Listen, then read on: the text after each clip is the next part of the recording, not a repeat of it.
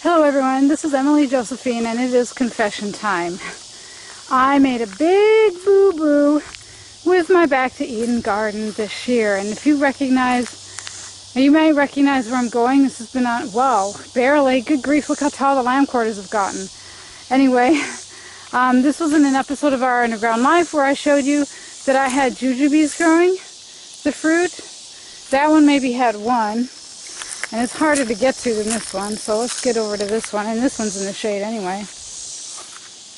And I know in that episode of Our Underground Life it was hard to see jujubes anyway, but take my word for it, there were like 5 fruits on there. There are 0 fruits left. And the last time I looked, the fruits that were there were shriveling up and dying.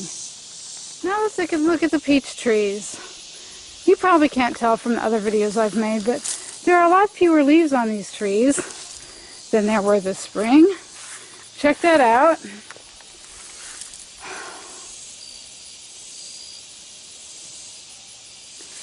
It's the middle of July. The peaches are supposed to all have been ripened and harvested somewhere in the middle of June. There's some more. These are green peaches that will never ripen. And you may be able to tell better how thinned out this tree has gotten with leaves. Why? Why? Because, ladies and gentlemen, and this is the only tree I think that I ever got any ripe peaches off of, and most of them had already been eaten and, gotten bugs inside. But look at all the peaches I could have had if I had watered. That is the big boo-boo I made. I'm not done, though. See all this? That's not the bit. Yeah, there we go. There's some drying up in the, yeah. So what I just showed you were, there used to be berries there, and they totally dried up, and probably some of them were eaten by birds. Look at these. They're just drying up. And this is even though I've been watering, I've been giving like 1/3 of a gallon to every plant every single morning. Well, but I didn't start soon enough. Here is the big boo-boo I made with Back to Eden. What I did, ladies and gentlemen, is when it started to get hot and the rain stopped, I said to myself, oh, but I'm doing the Back to Eden thing. I've got wood chips.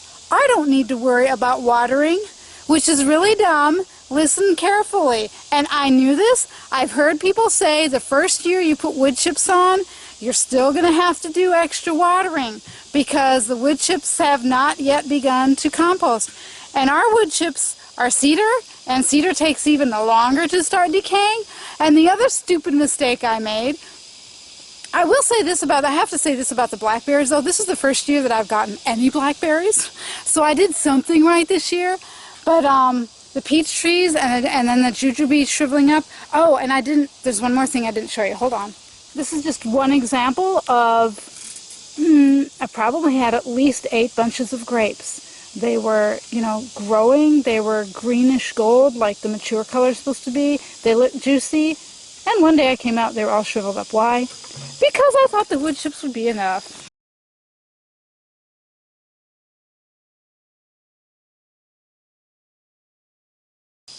So, the point I'm trying to make, the first year of Back to Eden, even if you put a foot of wood chips, you have to understand Paul Gauchi, where he lives, he's got that great, apparently gumbo clay, like those of you who live in North Texas do.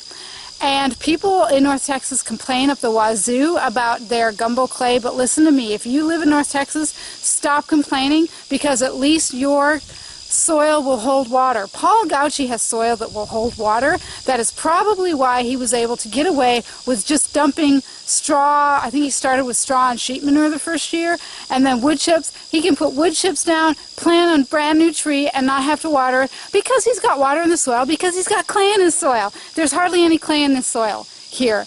So don't assume if you start a Back to Eden garden, even if you put a foot of wood chips down, do not assume that you will not have to water, because it takes a while for that decay process to start.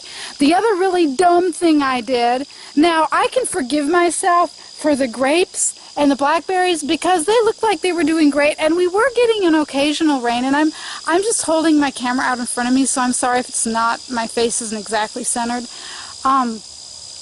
Anyway, the trees were just stupid because I have heard multiple times that when you first plant a tree or even a bush, it needs to get established. It needs a lot more water. It doesn't matter, listen, it doesn't matter if you put wood chips on it. It still takes a while for a tree to get established enough that you don't need to water it as much. And even so, this is the clincher, folks.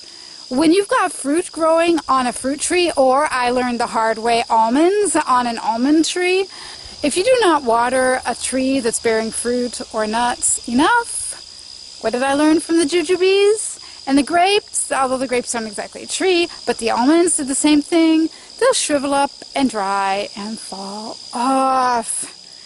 Yeah, so what I realized is going forward, whatever fruit trees we decide to continue babying and bearing fruit from, they're going to require at least 4 gallons of water per day once the temperature hits 90 degrees and it stops raining. Okay, so I guess there's 2 lessons here. First of all, the back to Eden wood chip method will not necessarily work. You can't neglect your plants the first year. You're not going to get that constant moisture the first year. And I know because I did go down and actually check soil and it was bone dry. The other lesson is that vines and trees and bushes that bear fruit, they need a lot of water during the, before harvest starts, or you're going to lose the crop. So that was my big back to Eden boo-boo. I knew better, both with expecting, what to expect from the wood chips, and as far as watering our new trees.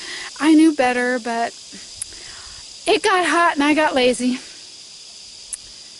And I'm going to be talking to you a little bit more about our whole growing fruit situation in the next video, so you might want to check that out. So if this video has helped you in any way with growing your own food, please click the thumbs up and share it, and I'll see you for that next video. In the meantime, make sure you help someone in need this week.